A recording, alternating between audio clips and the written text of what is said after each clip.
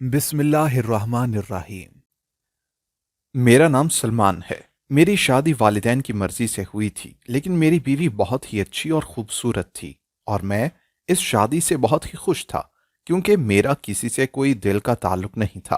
اسی لیے مجھے اس شادی سے کوئی بھی اعتراض نہیں تھا، اور نہ ہی میری بیوی کو کوئی اعتراض تھا۔ ہم دونوں اس شادی سے خوش تھے اور ہماری زندگی بہت خوبصورت اور آسان ہو گئی تھی۔ شادی کے بعد پہلی دفعہ میں مکلاوے کے لیے اپنے سسرال میں گیا تو سسرال والوں نے میری بہت خدمت کی، اور جب ہم لوگ واپس آنے لگے تو میرے سسر نے میرے ہاتھ میں ایک لفافہ پکڑا دیا جو میں نے چپ چاپ اپنی جیب میں ڈال دیا۔ جب اپنے گھر آ کر دیکھا تو وہ پیسوں سے بھرا ہوا تھا۔ مجھے لگا کہ پہلی دفعہ سسرال گیا تھا، اس لیے ان لوگوں نے شگن کے پیسے دیے ہوں گے۔ میں نے اس چیز کو زیادہ نہ سوچا اور خاموش ہو گیا۔ 3 دن بعد میری بیوی نے کہا کہ اسے اپنے والدین کے گھر دوبارہ جانا ہے کیونکہ نئی شادی کی تھی، تو شروع کے دنوں میں لڑکی کو والدین کی زیادہ یاد آتی ہے، اسی لیے میں اسے دوبارہ اس کی ماں باپ کے گھر لے گیا۔ جب ہم لوگ واپس آنے لگے تو اب کی دفعہ میری ساس نے میرے ہاتھ میں لفافہ پھر سے پکڑا دیا۔ میں نے گھر آ کر دیکھا تو اس دفعہ بھی اس میں پیسے موجود تھے۔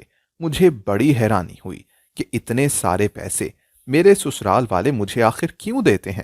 میں نے اپنی بیوی سے سوال کیا تو اس نے کہا کہ مجھے نہیں معلوم، اب جب آپ جائیں گے تو خود ہی ان سے پوچھ لیجئے گا۔ لیکن مجھے کیا ضرورت ہے پوچھنے کی؟ مجھے تو مفت میں پیسے مل رہے تھے، اور شاید یہی میری سب سے بڑی غلطی تھی۔ کچھ دنوں کے بعد جب ہم لوگ دوبارہ سے میری بیوی کے میکے گئے تو واپسی پر مجھے پھر سے پیسوں کا لفافہ پکڑا دیا گیا تھا، اور اس میں بہت سے روپے تھے، اور پھر تو یہ سلسلہ چل نکلا تھا۔ میں جب بھی سسرال جاتا تو واپسی پر مجھے پیسوں کا لفافہ پکڑا دیا جاتا۔ میں ہفتوں کے بعد جاؤں چاہے ہر دوسرے دن، مجھے پیسے ضرور دیے جاتے تھے۔ مجھے بڑی حیرت بھی ہوتی کہ آج تک ایسا نہ دیکھا، تو یہ پھر مجھے پیسے آخر کیوں دیتے ہیں؟ لیکن میں پوچھتا بھی نہیں تھا، اس وجہ سے کہ یہ لوگ پیسے دینا بند نہ کر دیں، اور مفت کے پیسے کسے برے لگتے ہیں۔ وقت گزرتا گیا اور اب میں بیوی کے کہے بغیر بھی اسے اس کے ماں باپ کے گھر لے کر جاتا، کیونکہ مجھے معلوم ہوتا تھا کہ وہاں لے کر جانے میں میرا ہی فائدہ ہے۔ لیکن ایک اور بات جو مجھے کبھی کبھی بڑی حیران کرتی کہ میری بیوی جب بھی میکے جاتی وہ ضد کر کے 1 یا 2 دن وہاں ضرور رہتی، اور پھر لینے جاتا تو میرے ہاتھ میں پیسے پکڑا دیے جاتے اور مجھے بیوی کے ساتھ رخصت کیا جاتا۔ لیکن مجھے رہنے سے بھی کوئی مسئلہ نہیں تھا کیونکہ اس کے بغیر رہنے میں میرا فائدہ تھا۔ میری والدہ کبھی کبھی مجھے کہتی تھیں کہ تم اپنی بیوی کو اتنا زیادہ میکے کیوں لے کر جاتے ہو، اور لڑکیوں کو اتنا میکے نہیں جانا چاہیے، اپنا گھر سنبھالنا چاہیے۔ لیکن میں پھر بھی بیوی کو منع نہ کرتا، وہ جب بھی کہتی میں جانے پر تیار ہو جاتا۔ کبھی کبھار تو بغیر اس کے کہے بھی میں اسے میکے لے جاتا کیونکہ مجھے وہاں سے پیسے ملتے تھے۔ لیکن اس سب کے ساتھ مجھے بہت زیادہ تجسس بھی ہوتا تھا کہ میرے سسرال والے مجھے اتنے پیسے کیوں دیتے ہیں۔ میرے سسرال والے امیر لوگ تھے، اچھے کھاتے پیتے گھرانے سے تعلق تھا، لیکن پھر بھی کوئی اتنے زیادہ پیسے آخر کیوں دے گا؟ کیونکہ اگر انہیں پیسے دینے ہوتے تو اپنی بیٹی کو دیتے، لیکن وہ لوگ تو مجھے پیسے دیتے تھے، مطلب کہ اپنے داماد کو، اور اکثر میری بیوی کو معلوم بھی نہ ہوتا تھا کہ میرے پاس کتنے پیسے آئے ہیں یا اس کے والدین نے مجھے کتنے پیسے دیے ہیں۔ یہ سلسلہ مجھے تجسس میں مبتلا کر دیتا تھا، اور میں جان بوجھ کر زیادہ میکے جانے لگا کہ دیکھتا ہوں کہ کب تک وہ لوگ مجھے پیسے دیں گے۔ لیکن کبھی کبھار تو مجھے شدید حیرت ہوتی کہ اگر میں ہر روز بھی اپنی بیوی کو لے کر جاتا تو بھی مجھے روزانہ پیسوں کا لفافہ دیا جاتا۔ دن بدن میری سیونگز میں اضافہ ہوتا جا رہا تھا۔ میری شادی کو 6 سے 7 ماہ ہوئے تھے، اور اس عرصے میں میرے سسرال والوں نے مجھے اتنے پیسے دیے تھے کہ میں نے پرانی گاڑی بیچ کر نئی گاڑی خرید لی۔ لیکن اس سب کے ساتھ ایک بات اور بھی تھی کہ میں اپنی بیوی سے اب ڈرنے لگا تھا کہ اگر وہ کسی بات پر غصہ ہوگی یا خفا ہوگی اور اپنے گھر واپس چلی گئی تو کہیں اس کے گھر والے سارے پیسے مجھ سے واپس نہ مانگ لیں۔ پھر کبھی کبھی خیال آتا کہ کیا ان کے پاس حساب ہوگا کہ انہوں نے مجھے کتنے پیسے دیے ہیں، یا پھر اس کا کیا ثبوت ہے کہ وہ لوگ مجھے پیسے دیتے رہے ہیں۔ میں نے یہ سوچ کر کچھ ٹائم بیوی کے ساتھ سخت رویہ رکھنے کا سوچا، کیا تب بھی وہ لوگ مجھے پیسے دیتے رہیں گے یا نہیں؟ گھر میں بیوی کے ساتھ رویہ سخت کر لیا۔ میں تنگ کرنے لگا، کبھی کہتا کہ کپڑے اچھے نہیں دھوئے تم نے، کبھی کچھ اور۔ لیکن اس سب کے باوجود بھی سسرال سے لفافے ملنے کا سلسلہ جاری رہا تو میرا تجسس بڑھتا چلا گیا کہ آخر یہ مسئلہ کیا ہے اور یہ کیا چل رہا ہے۔ میں نے اپنے ایک دوست سے ساری بات کی تو اس نے کہا کہ تم تو خواہ میں پریشان ہو رہے ہو، ایسا سسرال تو نصیب والوں کو ملتا ہے، تم بس بیوی کو جلدی جلدی سسرال لے جایا کرو، اور اس طرح تمہیں دوست کوئی کام کرنے کی بھی ضرورت نہیں ہے، جب پیسوں کی ضرورت ہو تو بیوی کو میکے کا چکر لگوا لاؤ۔ اس نے تو بات مذاق میں ڈال دی اور میں بھی جیسے ذہنی طور پر مطمئن ہو گیا کہ مجھے تو واقعی ہی کوئی مسئلہ نہیں ہونا چاہیے، کیونکہ میں نے تو آج تک ان سے پیسے نہیں مانگے تھے اور وہ ہمیشہ مجھے خود دیتے تھے۔ اب تو کبھی کبھار وہ لفافہ لیتے، مجھے شرمندگی بھی ہونے لگتی تھی۔ اب میں تو انکار بھی کر دیتا تھا، لیکن پھر بھی کسی نہ کسی طریقے سے زبردستی مجھے لفافہ پکڑا دیا جاتا تھا، اور یہ بات مجھے حیران ضرور کرتی تھی لیکن پریشان نہیں، کیونکہ جب پیسے کسی اور کی جیب سے نکل رہے ہوں تو انسان کو پریشانی نہیں ہوتی، پریشانی تو تب ہوتی ہے جب پیسے اپنی جیب سے نکلیں۔ میں ایک دفعہ کام کے سلسلے میں شہر سے باہر گیا کچھ دنوں کے لیے، تو میری بیوی نے کہا کہ وہ اپنے میکے جانا چاہتی ہے۔ میں اسے اس کی اماں کے گھر چھوڑ کر کام سے چلا گیا۔ جب میں واپس آیا تو اسے لینے کے لیے گیا اور ہمیشہ کی طرح میرے سسر نے میرے ہاتھ میں پیسوں کا لفافہ پکڑا دیا، جو میں نے بہت ہی حیل و حجت کے بعد لے لیا۔ واپس آ کر میں نے لفافہ کھولا۔ میں ہمیشہ لفافہ نہیں کھولتا تھا، مجھے معلوم ہوتا تھا کہ اس میں صرف پیسے ہی ہوں گے اور میں وہ اپنے سیف میں رکھ دیتا تھا۔ اب کی دفعہ تھوڑا سا لفافہ بدلا ہوا تھا، مطلب کچھ بھاری لگ رہا تھا، اس لیے میں نے گھر آ کر لفافہ کھولا اور اس میں ہمیشہ کی طرح پیسے تھے، لیکن پیسوں کے ساتھ ساتھ اب کی بار اس میں کاغذ بھی تھا۔ میں نے وہ کھولا تو وہ میرے سسر کا میری طرف خط تھا۔ مجھے بڑی حیرت ہوئی کہ میرے سسر کو ایسے خط لکھنے کی آخر کیا ضرورت پڑی ہے، وہ میرے منہ پر بھی تو مجھ سے بات کر سکتے تھے۔ لیکن میں نے وہ کاغذ خاموشی سے کھول کر پڑھا، اور جیسے جیسے میں پڑھتا جا رہا تھا میرے پاؤں تلے سے زمین نکلتی جا رہی تھی۔ اس خط کو ختم کرنے کے بعد مجھ میں اتنی ہمت بھی نہ تھی کہ میں اٹھ کر وہ پیسے سیف میں رکھ دیتا۔ وہ پیسے مجھے بچھو لگ رہے تھے، شدید غصہ آ رہا تھا، لیکن میں مجبور تھا۔ میں نے خاموشی سے پیسے سیف میں رکھ دیے اور اپنے چہرے سے کچھ بھی ظاہر نہ ہونے دیا، اور گھر سے باہر نکل گیا اور باہر گھوم پھر کر اپنا دماغ ٹھنڈا کیا اور پھر گھر واپس آیا۔ میں کسی کو کچھ بتا بھی نہ سکتا تھا، یہاں تک کہ اپنی بیوی سے بھی بات نہیں کر سکتا تھا، اس لیے میں خاموش ہو گیا۔ لیکن گھر میں نارمل ہی رہتا تھا۔ جب بہت زیادہ دماغ خراب ہونے لگتا تو میں خاموشی سے باہر نکل جاتا، کچھ دیر باہر گھومتا پھرتا، دماغ کو ٹھنڈا کرتا اور پھر گھر واپس آ جاتا۔ یہ سلسلہ چلتا رہا۔ میں نے بیوی کے میکے جانا اب کم کر دیا تھا، لیکن میری مجبوری تھی کہ میں اکلوتا بھائی تھا، اور میری بیوی بھی جب میکے جاتی اسے لینے مجھے ہی جانا پڑتا، اور جب بھی میں چاہتا تو مجھے زبردستی پیسے پکڑا دیے جاتے۔ میری بیوی اکثر کہتی کہ پہلے تو آپ بڑی خوشی خوشی سسرال جاتے تھے، اب آخر ہوا کیا ہے، آپ کیوں نہیں جاتے؟ تو میں یہ کہتا کہ وہ تو شروع کا ٹائم تھا، عجیب نہیں لگتا تھا، اب کافی ٹائم گزر گیا ہے، اچھا نہیں لگتا روز روز سسرال جانا۔ لیکن میری بیوی یہ کہتی کہ مجھے تو اپنے میکے جانا ہے، اور میں اس سے روک بھی نہ سکتا تھا کیونکہ میری مجبوری تھی۔ اسے ہفتے میں 2 دفعہ کم از کم ضرور مجھے میکے بھیجنا ہوتا تھا، اور اگر نہ بھیجتا تو جو پھر میری 4 لوگوں میں عزت تھی وہ مٹی میں مل جاتی۔ اسی لیے مجبوراً مجھے اپنی بیوی کو میکے چھوڑنے اور لے آنے کے لیے جانا پڑتا۔ میری بیوی اکیلی نہیں جاتی تھی، اور کبھی کبھار تو اس کو وہاں سے کوئی لینے آ جاتا، لیکن واپس لانے کے لیے مجھے ہی جانا پڑتا تھا، اور مجھے اب یہ جانا کسی عذاب سے کم نہیں لگتا تھا، کیونکہ اب میں ان پیسوں کی حقیقت جان چکا تھا اور اپنی بیوی کی حقیقت بھی جان گیا تھا۔ کبھی کبھی مجھے خود پر غصہ آتا کہ مجھے ساری دنیا میں یہی لڑکی کیوں ملی تھی، مجھے کوئی اور بھی تو مل سکتی تھی، اور جب مل ہی گئی تھی تو مجھے اس کے بارے میں پوری معلومات بھی لینی چاہیے تھیں۔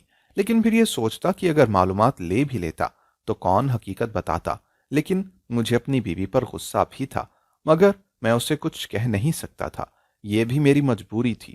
میں مرد ہو کر بھی خود کو اتنا مجبور محسوس کرتا تھا، کسی کٹھ پتلی کی طرح، جیسے میرے سسرال والے مجھے نچاتے اور مجھے ناچنا پڑتا تھا۔ میں نے کوشش کی کہ زیادہ تر وقت گھر سے باہر گزارنے لگوں، اور اپنی اس کوشش میں کسی حد تک کامیاب بھی ہوا تھا، لیکن پھر میری بیوی کو مجھ سے گلہ شروع ہو گیا کہ میں اسے وقت نہیں دیتا، اور اس بات پر میری ماں میری بیوی کی ہمنوا بن گئی کہ شادی کر کے لے آئے ہو تو آپ اسے عزت مان اور پیار بھی دو۔ میں اپنی ماں کو آخر کیا بتاتا کہ آپ کی بات مان کر شادی تو میں نے کر لی تھی، لیکن یہ شادی کر کے اب پچھتا رہا ہوں۔ میری ماں دل کی مریض تھیں، میں اسے ایسی کوئی بات نہیں بتا سکتا تھا۔ بھائی میرا کوئی تھا نہیں اور بہنوں کو ایسی بات بتانے میں مجھے ہمت نہ تھی۔ باہر اگر کسی دوست کو کچھ بتاتا تو اپنی ہی بدنامی والی بات تھی۔ میں تو چاروں طرف سے جیسے پھنس گیا تھا۔ میرا وہ دوست جس سے میں نے پہلے وہ پیسوں والی بات شیئر کی تھی، اس نے ایک دو دفعہ مجھ سے پوچھا بھی کہ کیا اب بھی تمہیں سسرال سے پیسے ملتے ہیں؟ تو میں بات ٹال گیا اور میں نے کہا کہ نہیں، اب تو نہیں ملتے۔ وہ شروع کے دن تھے، شاید اسی لیے وہ لوگ مجھے پیسے دیتے تھے تاکہ میں اس لالچ میں ہی صحیح ان کی بہن بیٹی کا خیال رکھوں۔ میں ذہنی مریض بنتا جا رہا تھا۔ سوتے جاگتے اپنے سسر کے الفاظ میری آنکھوں کے سامنے گھومتے رہتے۔ اکثر سوتے میں ڈر کے اٹھ جاتا تھا۔ مجھے لگتا کہ اگر یہی سلسلہ چلتا رہا اور میں نے کسی کو کچھ نہ بتایا تو ایک دن یا تو میں پاگل ہو جاؤں گا یا میرے دماغ کی نس پھٹ جائے گی۔ میرے پیار کے ساتھ اتنا بڑا دھوکا ہوا تھا۔ مجھے تو اب پیار اور محبت کے نام سے بھی نفرت ہو گئی تھی۔ مجھے لگتا تھا کہ پیار صرف دھوکا ہے۔ اگر میرے سامنے کوئی بندہ پیار کی بات کرتا تو مجھے دل چاہتا کہ میں اس کا منہ توڑ دوں۔ اس حد تک میں ڈپریشن کا شکار ہو گیا تھا، لیکن مجبور تھا کہ میں اپنا یہ ڈپریشن کسی کو دکھا بھی نہ سکتا تھا۔ جب ایسا ہوتا کہ میں ڈپریشن کا شکار ہوتا، میں گھر سے باہر چلا جاتا۔ باہر جا کر بھی ایک دو دفعہ میری بغیر وجہ کے لوگوں سے لڑائی ہوئی۔ مجھے اس پریشانی کا کوئی اور حل نکالنا تھا، کیونکہ دوسری صورت میں میرے ساتھ مسائل بڑھنے ہی تھے۔ اگر میں کسی سے لڑائی کرتا تو لوگوں نے مجھے ہی برا بھلا کہنا تھا۔ میں نے ایک دو دفعہ سوچا کہ اپنے کچھ دوستوں سے ڈسکس کر لوں اور کوشش بھی کی، لیکن پھر ہمت نہ پڑی، کیونکہ کچھ بھی تھا، کیسا بھی تھا، میری بیوی میری عزت تھی اور اپنی عزت کے بارے میں بات کرنے کی کسی بھی غیرت مند مرد کو ہمت نہیں ہوتی۔ آخر کار مجھے ایک طریقہ مل ہی گیا۔ پیسوں کا مجھے کوئی مسئلہ نہیں تھا، کیونکہ مجھے اپنے سسرال سے اچھے خاصے پیسے مل جاتے تھے اور خود بھی میں اچھی پوسٹ پر نوکری کر رہا تھا۔ اس لیے میں نے ایک کراٹے کلب جوائن کر لیا۔ جب بھی ڈپریشن کا شکار ہوتا تو وہاں چلا جاتا اور اپنا غصہ ان بے جان چیزوں اور مشینوں پر نکالتا۔ کیونکہ میں ڈپریشن کا مریض تھا اور بہت ہی غصے میں یہ سارے کام کرتا تھا، اس لیے بڑی جلدی میں کراٹے چیمپئن بن گیا۔ کیونکہ میرے اندر باقیوں سے زیادہ جنون تھا۔ باقی سب تو وہاں صرف سیکھنے آئے تھے، لیکن میں وہاں اپنے اندر کے کسی ڈپریشن کو مارنے کے لیے آیا تھا۔ یہ چیز مجھے بڑی اچھی لگی اور جیسے میری زندگی میں سکون آتا جا رہا تھا۔ میں جیسے ہی ڈپریشن کا شکار ہوتا، رات ہوتی یا دن، میں اٹھ کر کلب میں چلا جاتا یا پھر اپنے گھر میں جو میں نے باکسنگ روم بنایا تھا وہاں چلا جاتا۔ میری ماں مجھے اکثر کہتی کہ تم کن چکروں میں پڑ گئے ہو، یہ سب چیزیں اچھی نہیں ہیں، لیکن میں ان کو کیا بتاتا کہ اگر میں یہ سب نہ کروں تو میں پاگل ہو جاؤں، کیونکہ میرے والد نہیں تھے۔ میں اپنی 3 بہنوں کا بھی واحد سہارا تھا اور اپنی ماں کا بھی اکلوتا سہارا تھا۔ اگر وہی سلسلہ چلتا رہتا اور میں ڈپریشن کا مریض ہی رہتا تو میں نے ایک دن پاگل ضرور ہو جانا تھا۔ مجھے ان سب کا بھی خیال تھا، اگر مجھے کچھ ہو گیا تو ان سب کا کیا بنے گا؟ میری زندگی بس ایسے ہی چل رہی تھی۔ سارا دن آفس میں دماغ کھپاتا، شام کو آ کر تھوڑا ٹائم فیملی کو دینے کے بعد کراٹے کلب چلا جاتا اور کبھی کبھار تو رات بھی باکسنگ روم میں گزار دیتا۔ میری بیوی کو اس چیز سے شکایت تھی کہ میں اب اسے ٹائم نہیں دیتا۔ وہ اکثر کہتی کہ تم مجھ سے پہلے جیسا پیار نہیں کرتے۔ میں اس کو کیا کہتا کہ مجھے تمہاری حقیقت پتہ چل گئی ہے اور تم پیار کے لائق بالکل بھی نہیں ہو۔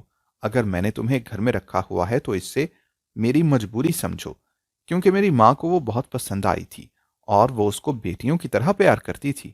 اگر میں ان کی بہو کو کچھ بھی کہتا تو اس سے پہلے وہ اس کے حق میں کھڑی ہو جاتی تھی۔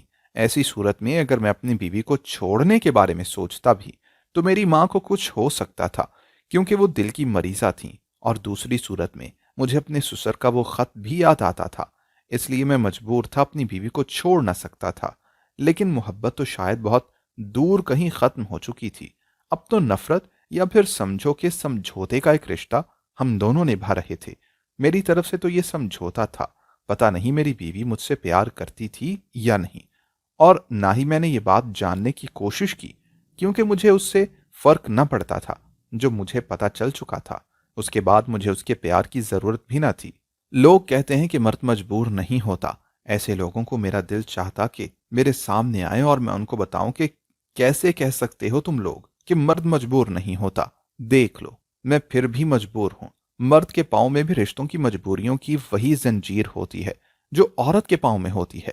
پھر کچھ مرد ان زنجیروں کو توڑ دیتے ہیں اور کچھ مرد میری طرح ان زنجیروں میں جکڑے ہوئے ساری زندگی گزار دیتے ہیں۔ کبھی کبھی تو یوں لگتا کہ یہ کوئی بھیانک خواب ہے اور آنکھ کھلے گی تو سب کچھ ختم ہو جائے گا، اور کبھی یوں لگتا کہ میری زندگی ایسے ہی گزرے گی۔ اپنے ماضی کو، اپنے مستقبل کو سوچتا تو مجھے خود پر حیرت ہونے لگتی کہ میں کیا تھا اور کیا بن گیا۔ یہ مجبوری انسان کو کہاں کہاں اور کیسے ذلیل کرواتی ہے۔ زندگی ایسے ہی چل رہی تھی اور مجھے لگتا تھا کہ شاید ایسے چلتی رہے گی، لیکن پھر شاید قدرت کو بھی مجھ پر ترس آ گیا تھا۔ ایک رات میری آنکھ کھلی تو میری بیوی بستر پر نہیں تھی۔ میں فوراً سے اٹھا اور اس کو سارے گھر میں ڈھونڈا، وہ کہیں بھی نہ تھی۔ میں نے فوراً سے اپنے سسر کو فون کیا اور ان کو بتایا کہ میری بیوی گھر پر نہیں ہے۔ انہوں نے کہا کہ پریشان مت ہوں، وہ واپس ادھر ہی آئے گی۔ مجھے ان کے نارمل رویے پر حیرت ہونے لگی۔ ایک بات تو اب کلیئر ہو گئی تھی کہ انہوں نے جو کچھ کہا تھا وہ سچ تھا، لیکن ابھی بھی مجھے یقین نہیں آ رہا تھا۔ میں نے فوراً سے اپنے کپڑے تبدیل کیے اور باہر نکل گیا۔ مجھے معلوم تھا کہ اگر میری بیوی گئی بھی ہے تو وہ یقیناً میری موٹر سائیکل لے کر گئی ہوگی، اس لیے میں نے اپنی موٹر سائیکل کا ٹریکر آن کیا۔ وہ میں نے اس میں پہلے ہی لگا رکھا تھا۔ اس چیز کا مجھے بہت عرصے سے شک تھا۔ میں نے فوراً سے گاڑی نکالی اور ٹریکر کے پیچھے پیچھے چل پڑا۔ جہاں جا کر ٹریکر رکا، وہاں جا کر میرے بدترین خدشوں کی تصدیق ہو گئی۔ میں نے اسی وقت پولیس کو کال کی اور میرا ایک دوست جو پولیس میں تھا اسے بھی بلا لیا۔ پولیس چوکی شاید کہیں قریب ہی تھی، اس لیے وہ لوگ فوراً وہاں پہنچ گئے اور انہوں نے میری بیوی کو گرفتار کر لیا۔ میرا دوست موقع پر پہنچ گیا اور اس نے یہ بات میڈیا پر پہنچنے سے روک دی۔ اس نے ان کو بتایا کہ اس میں اس عورت کا کوئی قصور نہیں ہے۔